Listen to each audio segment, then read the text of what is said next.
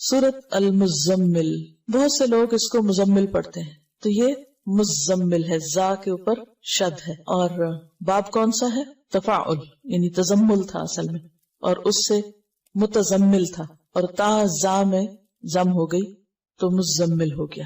اس سورت کے 2 رکوع ہیں، اور پہلا رکوع بالاتفاق مکی ہے اور مکہ کے ابتدائی دور میں نازل ہوا۔ دوسرے کے بارے میں اختلاف رائے ہے، بعض کہتے ہیں کہ 1 سال کے بعد نازل ہوا، اور بعض کہتے ہیں کہ یہ مدینہ میں نازل ہوا۔ 20 آیات ہیں، 285 کلمات ہیں، 838 حروف ہیں۔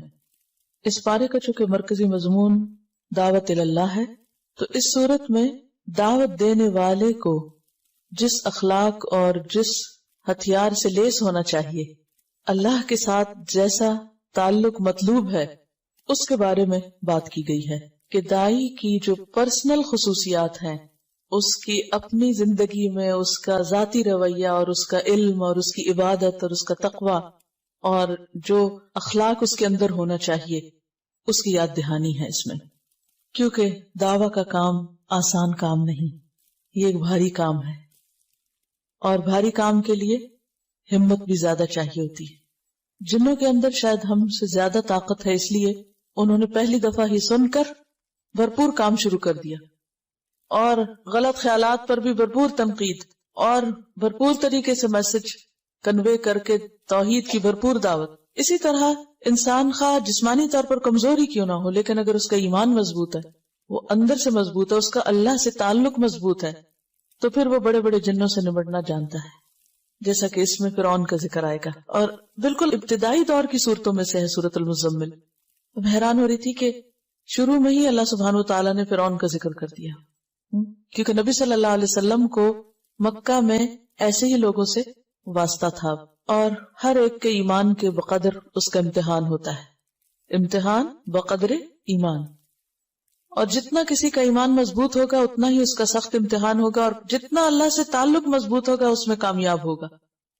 اور اس کامیابی کے لیے بے حد ضروری ہے کہ انسان کے اندر مضبوطی ہو، اور وہ مضبوطی آ نہیں سکتی جب تک انسان قرآن سے گہرا تعلق نہ رکھتا ہو، اور خاص طور پر رات کی نماز میں قرآن کی قرات کے ساتھ قیام کی عادت نہ ہو۔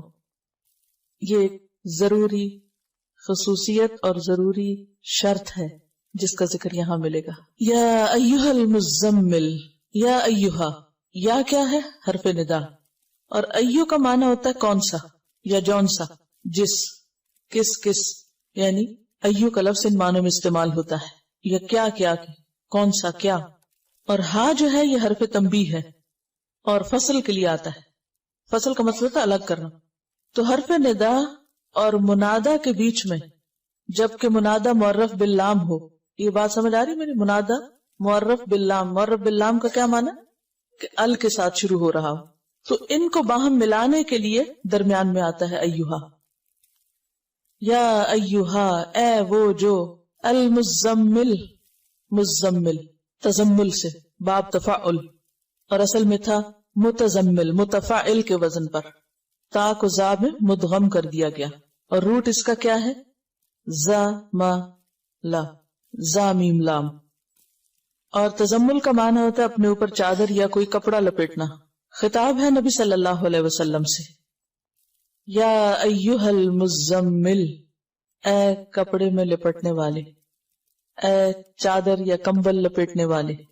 آپ کو مزمل سے کیوں خطاب کیا گیا؟ اس کی ایک وجہ تو یہ بیان کی جاتی ہے کہ نبی صلی اللہ علیہ وسلم نے جب پہلی مرتبہ جبریل علیہ السلام کو دیکھا تو آپ کے اوپر ایک بہت دہشت تھی اور خوف تھا اور لرزہ طاری تھا۔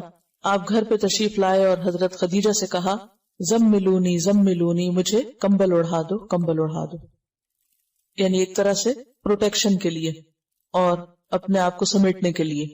اور یہ تو چونکہ نقطہ آغاز تھا، اس کے بعد ابھی مزید آپ پر ذمہ داری ڈالی جانا تھی، لہذا آئندہ جب آپ کو پکارا گیا تو اس نام سے پکارا گیا، اے کپڑا لپیٹنے والے۔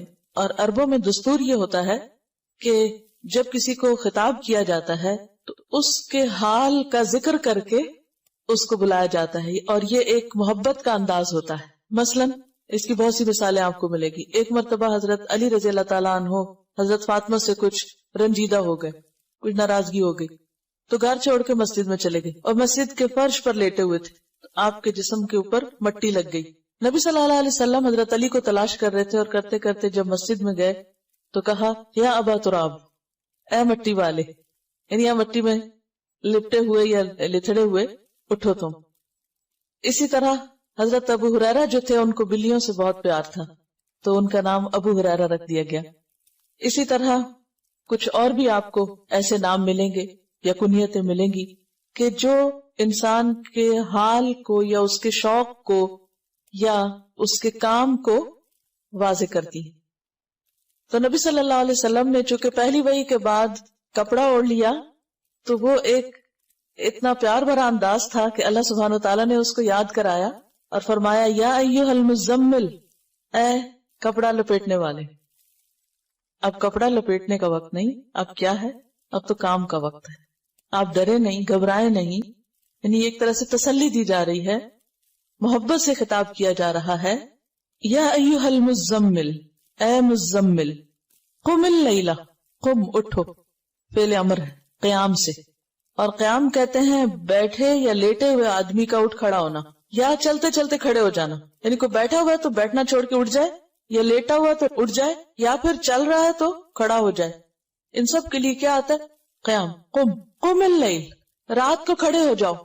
اب اس کا یہ مطلب تو نہیں کہ آپ نیند چھوڑ کے تو کھڑے رہا کرو، یہ عام کھڑا ہونا مراد نہیں ہے. یہاں قیام سے مراد نماز ہے، قیام اللیل ہے. آپ نے پیچھے پڑھا کہ بعض اوقات نماز کے لیے لفظ قرآن آتا ہے، بعض اوقات تسبیح آتی ہے، بعض اوقات سجدے کا لفظ آتا ہے، تو جز بول کے کل مراد ہوتا ہے. اور یہاں پر قم، کھڑے ہو جاؤ سے مراد ایسے آئیڈیلی کھڑا ہونا نہیں بلکہ نماز میں کھڑے ہونا ہے. تو قم اللیل کا مطلب کیا ہوگا؟ اٹھو رات کے وقت اور اٹھ کر نماز پڑھو. اور اللیل سے مراد ساری رات ہے. لیکن اگلے حرف استثناء نے، حرف استثناء کون سا؟ اللہ نے واضح کر دیا کہ نہیں، پوری رات کا مراد نہیں ہے یہاں، بلکہ قلیلاً، تھوڑا، یعنی پوری سے کم، ساری نہیں. قم اللیل الا قلیلاً، رات کو قیام کرو یعنی نماز ادا کرو مگر تھوڑا. اب کتنا تھوڑا؟ نصفہ، اس کا آدھا، یعنی نصف اللیل، آدھی رات. او انقص منہ، یا کم کر لو اس میں سے بھی. کس میں سے؟ آدھی میں سے بھی. آدھی کا پھر کم کیا ہوگا؟ تہائی ہو جائے گا، 1/3 ہو جائے گا، ٹھیک ہے. یا پھر اس کا بھی کم کریں تو چوتھائی ہو جائے گا، یعنی نصف النصف کریں تو چوتھا حصہ رہ جائے گا. یعنی ایک کا آدھا کریں، ایک کے 2 حصے کریں تو کیا ہوگا؟ نصف کریں تو آدھا کہلائے گا، اور نصف کو نصف کر دے تو چوتھائی ہو جائے گا، کوارٹر ہو جائے گا. او انقص منہ قلیلاً، تھوڑا سا. تو اس کا مطلب یہ ہے کہ بالکل آدھا نہیں کرنا بلکہ اس میں سے کچھ ہی کم کرنا ہے، یعنی تہائی رات. او زد علیہ، یا اس پر زیادہ کر لو، یعنی نصف پر. تو نصف یا آدھا جو ہے، ہاف جو ہے، وہ کیا ہے؟ سٹینڈرڈ. کبھی آدھے سے کم کر لو یا اس سے بھی تھوڑا کم، یا آدھے سے کچھ زیادہ بھی کر لو. تو ڈیپینڈ کرتا ہے کہ جیسے بھی حالات ہیں.